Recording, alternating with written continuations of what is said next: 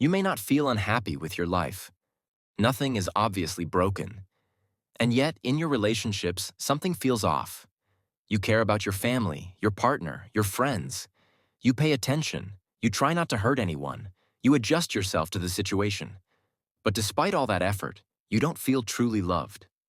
In friendships, in romance, even at work, it often feels one-sided. You are the one giving. The response coming back feels weak, uncertain, or missing.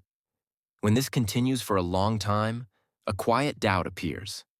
Maybe I'm not good at relationships. Maybe I'm just not the kind of person people truly care about. Or maybe I just haven't met the right people yet. Today, I want to offer you a different perspective. What if this exhaustion has nothing to do with your personality, your kindness, or your effort? What if the problem is not who you are, but how love itself is understood? The book we'll explore today is The Philosophy of Love and Hesitation by Ichiro Kishimi. Kishimi is a Japanese philosopher and one of the most well-known Adlerian psychology scholars in Japan. Many people around the world first encountered his ideas through the international bestseller, The Courage to Be Disliked. That book challenged a powerful assumption, that we need approval from others in order to live well. It introduced ideas such as taking responsibility for one's own life, not living according to other people's expectations, and separating what belongs to us from what belongs to others. The philosophy of love and hesitation goes one step further. Here, Kishimi asks a deeper and quieter question. Why is loving others so difficult, even when we genuinely want to?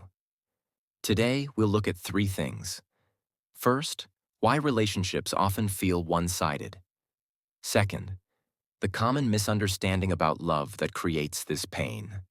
And third, how love can be relearned, not as luck or talent, but as a skill. Let's begin with what actually happens. When relationships become painful, people often imagine conflict, rejection, or betrayal. But in reality, it usually starts much earlier. It starts with excessive consideration. You choose your words carefully. You avoid causing discomfort. You sense expectations before they are spoken and try to meet them. From the outside, this looks like maturity. You are often seen as kind, reliable, easy to work with. But something subtle is happening underneath. At some point, the response you receive feels disappointing. Not hostile, just insufficient. And suddenly, your emotions flip. Why don't they understand? Why doesn't my effort come back to me? Why am I always the one giving? Sometimes, this disappointment quickly turns into strong dislike.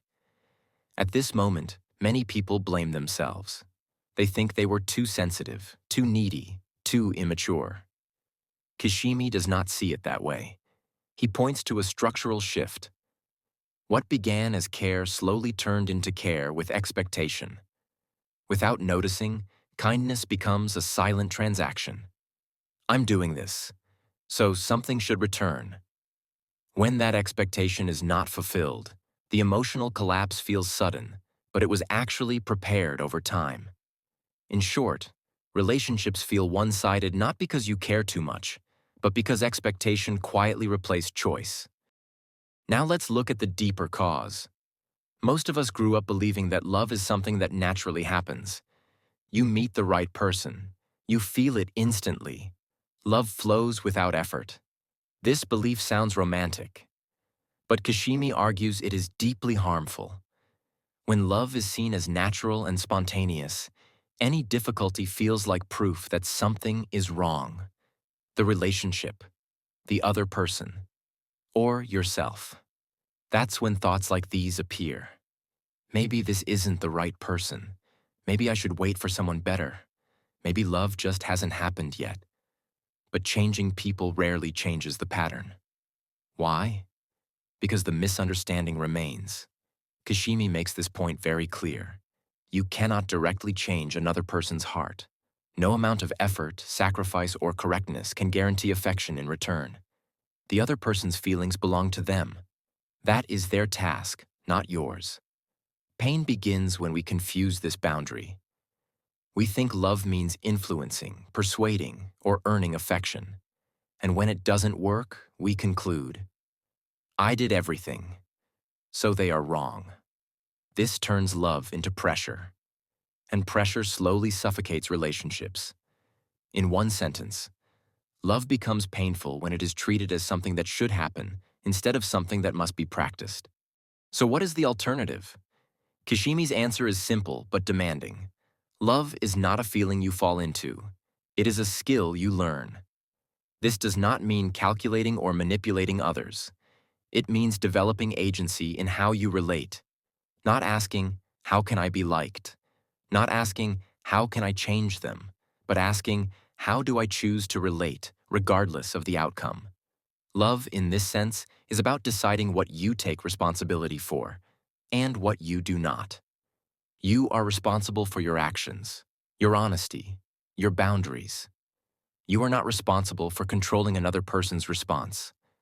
A small step you can take today is this. Before acting, pause and ask, am I doing this to be loved, or because this is how I choose to love? This distinction changes everything. Kishimi does not deny that love can be passionate. Being deeply involved with others can bring great joy.